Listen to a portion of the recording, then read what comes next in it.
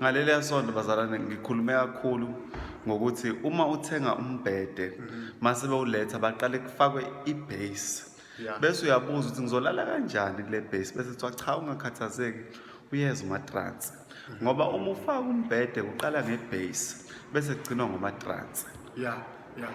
Omunye ke uzobuza athi ke mina senginayo ibase nginawo umatransi. Ngizwile umbuzo wakho mfowethu. Mfowethu ngempela yazi nguthengile umbhede. Yes. Yangena ibase. Ayifake ibase. Ongena matransi. Ongena matransi. Wajabula. Ngajabula. Manje Kodwa ubuke namhlanje ngiphi. Ngisalalanga phela kubona.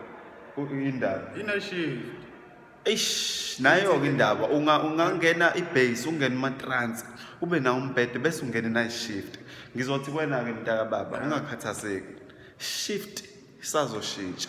Awuntwanini leyo mntaka wabo. Shift isazoshintsha. Uthenga nje ufike nje ngiphambana ngombhede wami. Wena ungcono ngoba unayo ibase unawo matransi. Mhlawumbe uhlusho ukuthi mawusulala emini kunomsindo akulaleki. Kodwa khona umuntu ongenayo ibase ongenawo matransi olala phansi. Othi uma elele ufana nothi uwile.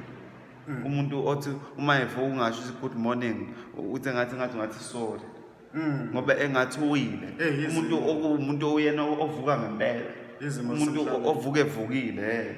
Umuntu ovuka kabili ofika avuke lokho kwethu bese phinde vuka lokho okuvuka phansi. Ngithi wena uma unebase unomatransi ungakhathazwa ishift. Futhi nje futhi angihlala ethembeni ngizolithola ithuba izoshintsha. Hayi kodwa Ngisho lokho namhlanje ngithi shift isazoshintsha. Awurawunde nje mfowethu. Awurawunde nje ukuthi mangisathi ishift ngiphendula isazoshintsha. Hayi ngiyaphendula mntaba.